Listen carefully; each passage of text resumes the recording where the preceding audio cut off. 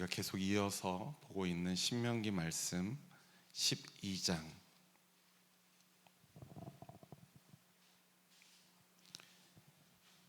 1절과 2절의 말씀, 신명기 12장 1절과 2절의 말씀, 우리가 함께 이 말씀을 함께 읽겠습니다. 시작. 당신들이 땅 위에서 사는 날 동안 주 당신들 조상의 하나님이 당신들에게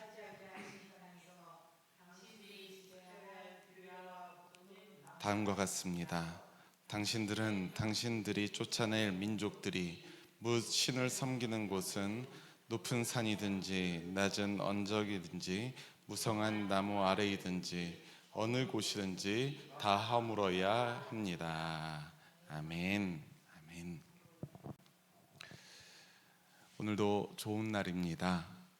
놀랍게도 저는 이번 주에 저희 집에 일반 에어컨은 없고 창문형 에어컨이라고 무슨 오토바이 지나가는 소리를 내는 작은 에어컨이 하나 있어요. 충분히 시원해지지 않는. 그래서 이번 여름을 앞두고 사모님에게 우리도 이제 집을 분양받았으니까 벽걸이 에어컨을 하나 놓읍시다 했다가 이제 거절을 당하고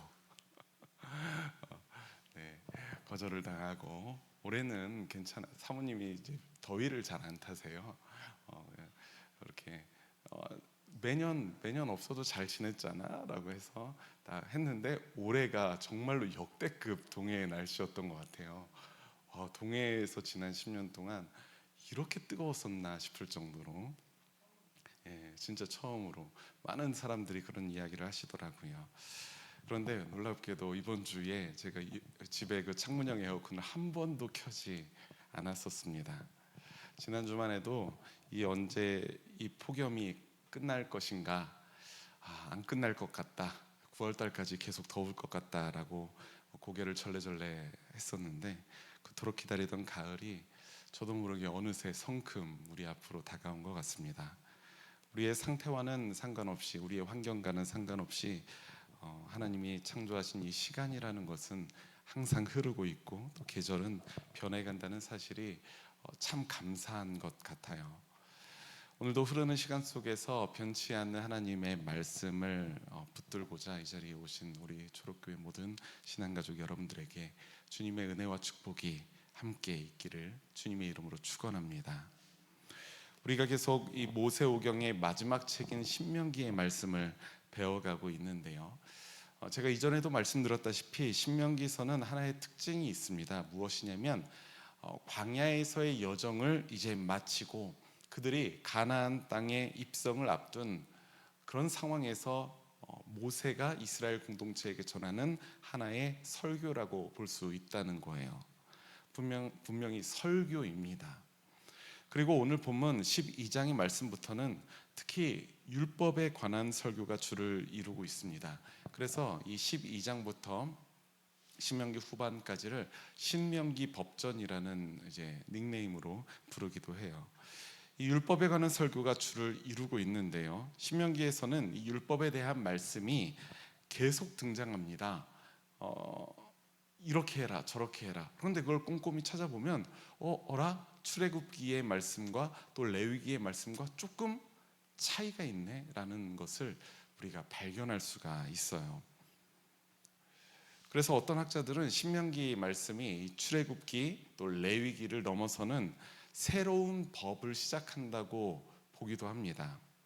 1절의 말씀을 보면 그런 오해를 가질 만도 하거든요. 우리 1절의 말씀 한번 읽어보겠습니다. 시작.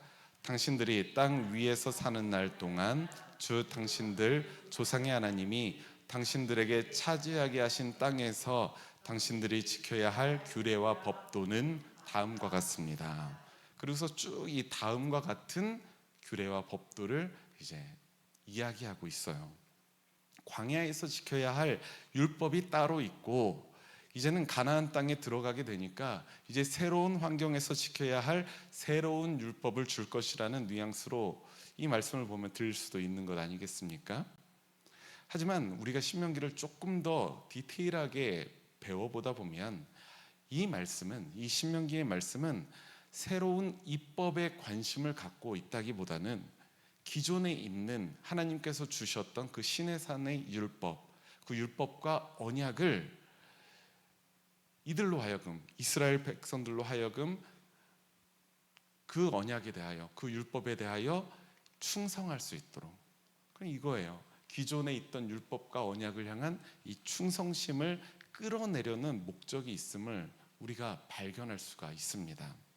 그러니까 완전히 새로운 율법이 아니라는 거예요. 기존에 있던 율법에 대한 믿음과 충성을 더욱더 북돋기 위한 설교라는 것입니다. 먼저 신명기 12장 초반부의 말씀을 보십시오. 2절 이하의 말씀을 보면 핵심이 무엇이냐면, 이제 앞으로 가나안 땅에 들어가서 가나안 민족들이 섬기는 수많은 가나안의 신들, 이른바 우상들이라고 불리는 것들이 있을 텐데 그걸 섬기는 곳은 다 허물어야 된다는 겁니다.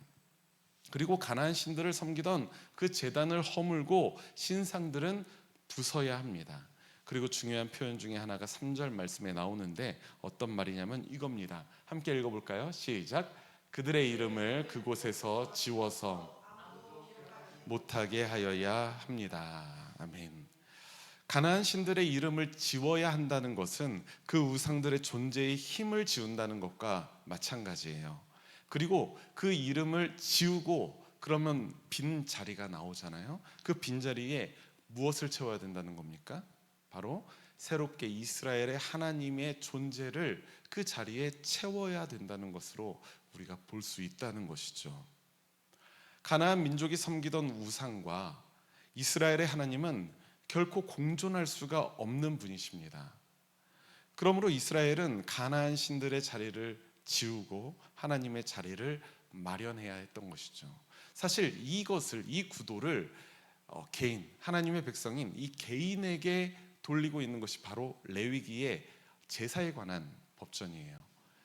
정결제라고 늘 말씀드렸잖아요. 속죄제가 사실 올바르게 번역을 하면 정결제다라는 말씀을 제가 늘 드렸었습니다. 근데 이 정결함이 왜 필요합니까? 속죄제가, 핫타트 제사가 왜 필요합니까? 이미 내가 부정하게 된 거예요. 이 죄가 있어요. 부정한 자리에, 부정한 나의 존재에 하나님이 올 수 있다 없다? 없다는 거죠. 왜? 공존할 수가 없으니. 그러니까 그 전에 하나님을 받아들이기 전에, 하나님의 언약을 내 안에 받아들이기 전에 무언가 하나가 필요한데 그것이 바로 이 정결 제사가 필요하다는 겁니다. 그로 인해서 내가 정결한 존재가 되고 나서 그제서야 이제 하나님과의 올바른 언약의 관계를 성립해 나아갈 수 있다는 것이죠. 이 공존할 수가 없다는 사실. 하지만 우리는 신명기 이후의 일들을 성경을 통해서 알고 있잖아요. 그렇기 때문에 이스라엘이 결국에는 가나안 신들의 이름을 모두 제거하지 않았었다는 것을 이미 알고 있습니다. 그들은 제거하지 않아요. 그리고 어물쩡 이제 타협하면서 살아가려고 합니다. 그래서 이제 혈육이 섞여 버리고 또 이방신을 섬기기도 하고, 동시에 이스라엘의 그러한 반역과 불순종으로 인해서 그들이 큰 어려움을 겪었다는 것도 우리가 알 수 있죠. 하나님은 질투하시는 하나님이시기 때문에 신명기 말씀에서 계속해서 강조하는 것 중에 하나가 바로 그것 아니겠습니까? 하나님은 인격적인 분이신데 인격적이어서 너희들을 사랑하시기도 하지만 반대로 인격적이셔서 질투하시는 하나님이시다라는 겁니다. 하나님의 선택을 받은 민족 이 이스라엘이 다른 신들의 이름을 완전히 포기함으로써 여호와 하나님을 향한 믿음의 순수성을 지키길 바라는 그 신명기의 관심, 하나님을 향한 그 믿음의 순수성을 지키기를 바라는 그 신명기의 마음, 이것은 우리가 어디에서 찾아볼 수 있을까요? 저는 이것을 시내산에서 하나님께서 모세에게 주셨던 그 옛 율법을 통해서 떠올리게 됩니다. 가장 주축이 되는 두 개의 계명이 있죠. 신명기 10계명 제1계명과 2계명입니다. 첫 번째 계명은 무엇입니까? 시작. 너희는 내 앞에서 다른 신들을 섬기지 못한다 라는 거예요. 두 번째 계명은 뭡니까? 시작. 우상을 만들지 말며 절하거나 섬기지 말라. 이스라엘 공동체에게 주신 언약의 근간이 되는 이 십계명의 두 기둥, 바로 이 첫 계명과 둘째 계명이라고 말할 수 있을 겁니다. 그런데 이 계명들이 오늘 신명기 12장에서 강조하는 하나님을 향한 그 믿음의 순수성을 똑같이 지키기를 바라는 그런 말씀인 것 아니겠습니까? 그러니까 제가 말씀드렸다시피 신명기의 목적이 새로운 율법을 주기 위함이 아니라는 거예요. 기존 하나님께서 이미 이스라엘에게 주셨던 그 율법에 대한 충성심, 그 믿음을 다시 한번 북돋아내기 위한, 끌어내기 위한 그런 목적을 여기에서는 가지고 있다라는 것입니다. 그런데 12장 4절 말씀이 참 흥미롭습니다. 우리 4절 말씀 함께 읽어볼까요? 시작. 그러나 당신들은 주 당신들의 하나님을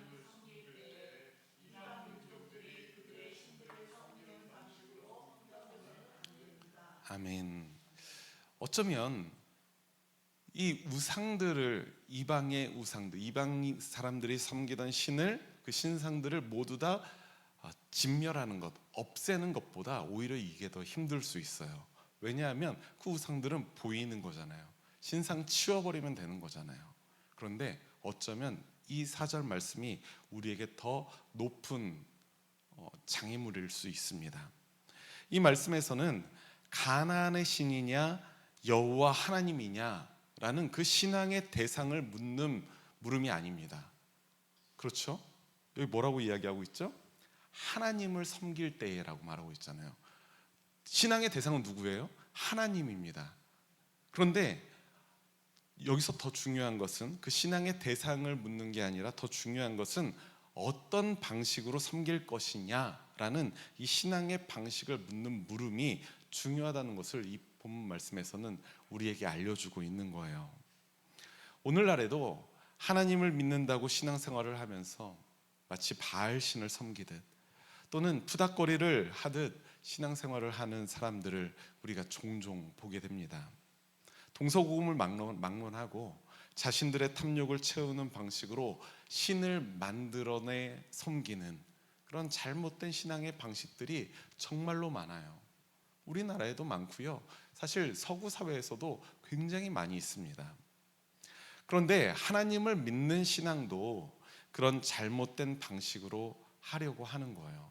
그런 사람들이 있었다는 겁니다. 그렇다면 그 신앙을 하나님이 기뻐하실까요? 이 말씀에서는 그렇지 않다는 것을 여실히 보여주고 있죠. 하나님을 섬길 때에 이방 민족들이 그들의 신들을 섬기는 방식으로 섬겨서는 안 된다. 우리가 반드시 기억해야 할 것은 우리가 올바른 신앙의 방식을 성경을 통해서 또 예수님의 삶을 통해서 배워야 한다는 사실입니다. 그렇기 때문에 그리스도인들의 신앙생활은 늘 말씀을 배우고 말씀을 묵상하고 말씀을 깨우치는 것을 기본으로 삼아야 된다는 거예요. 이건 매우 중요한 사실입니다. 잘못된 방식으로 신앙생활을 하지 않도록 우리는 늘 우리의 신앙의 근간은 늘 말씀 위에, 성경 위에 세워져야 된다는 것이죠. 신명기 12장 5절 이하의 말씀을 우리가 말씀으로 이어가 보면 자연스럽게 주제를 5절 이하의 말씀에서는 예배라는 것으로 옮겨가고 있죠. 제사라고도 말할 수 있을 겁니다. 5절에서는 이 예배의 장소를 특정하고 있습니다. 하나님이 자기의 이름을 두려고 거처로 삼으신 하나님이 택하신 그곳, 하나님이 자기의 이름을 두려고 거처로 삼으신 하나님이 택하신 그곳, 이곳에서만 예배를 드려야 한다고 말하고 있는 거예요. 근데 이 말씀에서 우리가 주목해야 될 것은 무엇입니까? 어떤 그런 특정한 장소가 있다는 겁니까? 하나의 특정한 장소가 있다는 것일까요? 그럼 우리는 그곳에 주목해야 되는 걸까요? 그런데 이 말씀에서 우리가 주목해야 될 것은 그것이 아니에요. 그곳이 아닙니다. 특정한 장소를 주목해야 되는 것이 아니라 오히려 여호와 하나님께서 선택하셨다라는 점을 우리가 강조해야 된다는 것입니다. 만약에 신명기 말씀, 이 본문 말씀에서 이스라엘이 예배할 그 특정한 장소를 강조하려고 했다면 아마도 그곳의 지명을 구체적으로 밝혔거나 그 위치를 디테일하게 알려주었을 겁니다. 하지만 이 말씀에서 알려주고 있는 정보는 무엇입니까? 오직 그곳을 하나님이 택하셨다라는 겁니다. 중요한 것은 어디가 아니에요. 누가 택했냐라는 겁니다. 이것을 우리가 조금 더 넓게 보자면 오늘날 유대인들은 어디가 제일 중요합니까?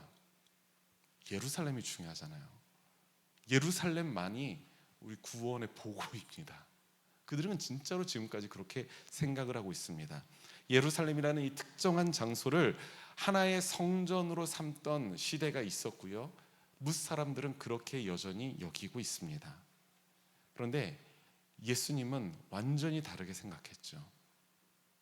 그 성전을 헐고 3일 만에 그 성전을 다시 세우겠다 하셨는데 그 예수님이 말씀하신 다시 세운 그 성전은 그 예루살렘 그 벽돌 성전이 아니었어요. 오히려 예수님 몸 자신 그대로 당신이 지셨던 십자가였죠. 예수 그리스도께서 스스로 성전이 되심으로 인해서 우리들의 예배의 중심이 되신 것으로 우리는 이 말씀을 해석할 수도 있을 겁니다.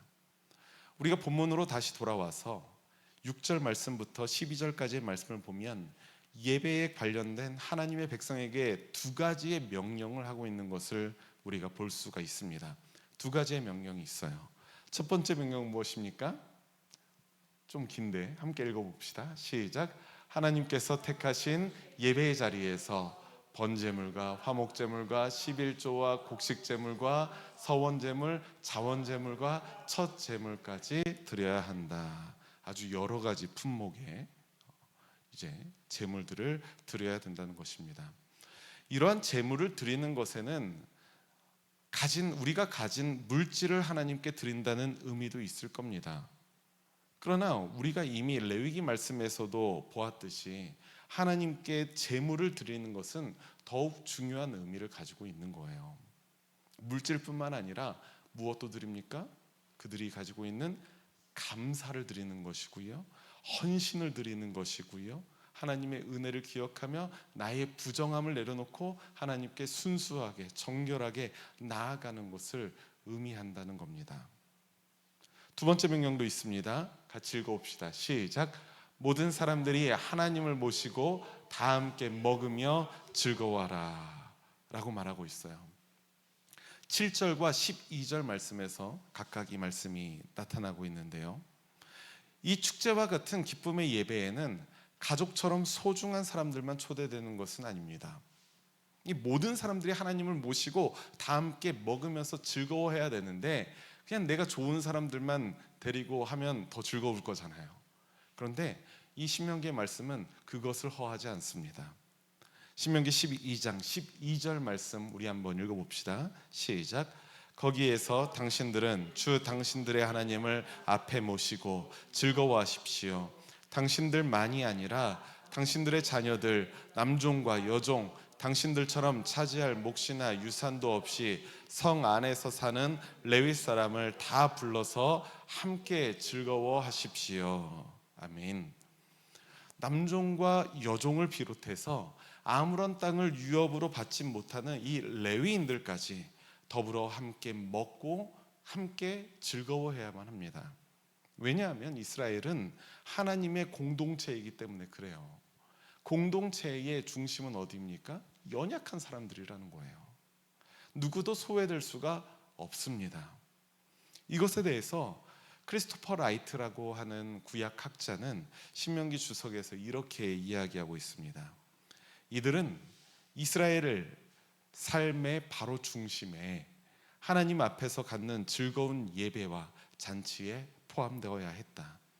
그러므로 하나님을 사랑한다고 외치지만 하나님이 사랑하시는 자들을 배제하는 예배라면 하나님이 받으실 수 없다. 저는 이 구절이 제 마음속에 확 와닿더라고요. 하나님을 사랑한다고 외치는 사람들은 너무나도 많이 있습니다. 그런데 하나님이 사랑하시는 자들을 배제하는 예배라면 그 예배는 하나님이 받으실 수 없는 거짓된 예배라는 것이죠. 다시 한번 우리가 앞서 이야기했던 걸 한번 생각해 보십시오. 하나님을 예배하는 신앙의 대상의 문제가 아니라 어떤 것이 더 중요하다? 신앙의 방식이 중요하다. 하나님을 사랑한다고 하면서 이웃을 사랑하지 않는다면 그 예배 우리는 점검해 보아야 될 것이라는 겁니다. 신명기 12장 13절부터 28절까지의 말씀에서는 이제 앞서 언급한 이 예배에 관련된 두 가지의 명령, 우리가 좀 전에 봤던 이 두 가지의 명령을 조금 더 구체적으로 조목조목 해석해주고 있음을 우리가 볼 수가 있어요. 하나님께 제사로 바치는 제물의 경우에는 성 안에서 먹지 못하고 하나님께서 택하신 곳으로 가서 하나님 앞에서 먹어야만 합니다. 그게 법이에요.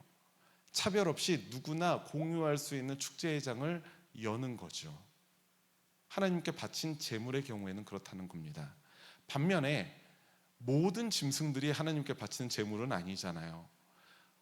그 중에서 가장 특등급, 아무런 흠이 없는 소와 양들을 하나님께 제물로 바치는 것이고, 그것을 성 밖에 있는 하나님께서 택하신 곳으로 가서 그것을 제물로 드리고 그것을 먹어야 했다면, 제물이 아닌 경우에 그저 식용으로 길러진 짐승인 경우에는 어떻게 해야 될까요? 그 고기는 성 안에서도 자유롭게 잡아 먹을 수 있다라고 말씀하십니다. 다만 지켜야 할 것은 절대로 피를 먹어서는 안 된다는 거예요. 이스라엘이 광야에 있을 때 한번 생각해 보십시오.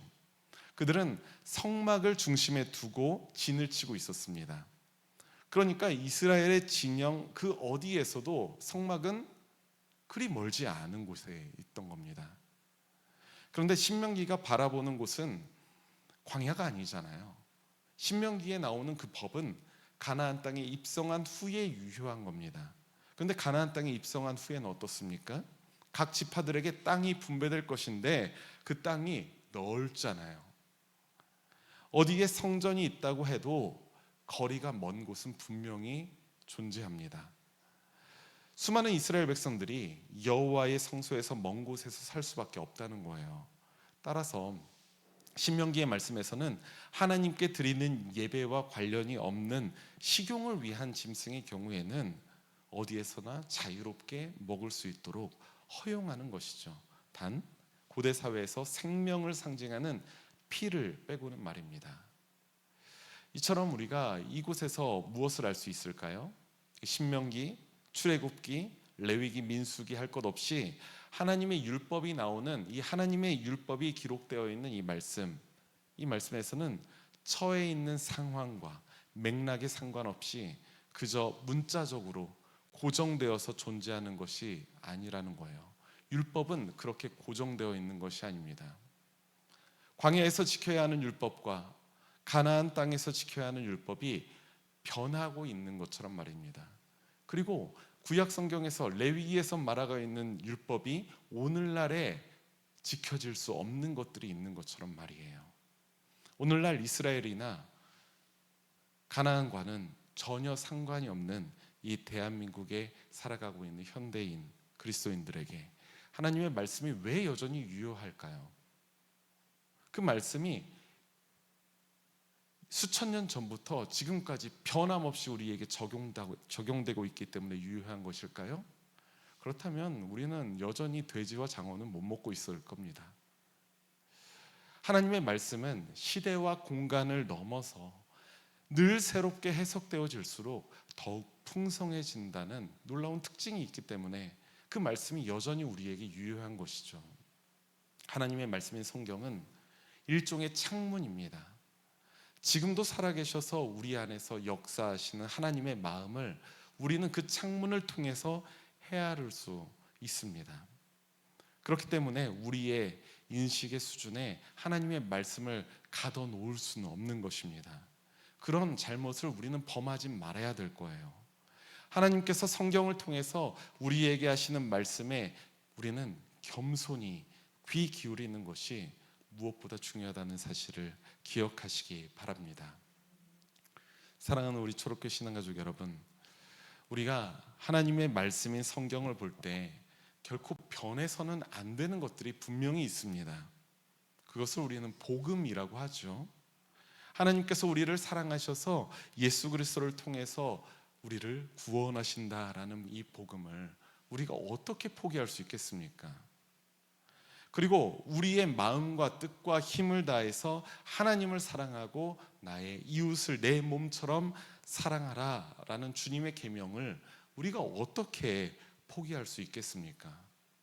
그것은 결코 변해서는 안 될 복음이에요.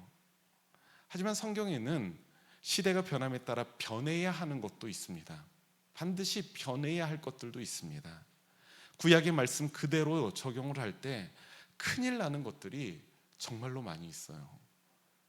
심지어 첫 번째 사사였던 입다라는 사람의 우리가 이후에 또 사사기의 말씀을 보게 될 텐데 굉장히 끔찍한 장면들이 나옵니다.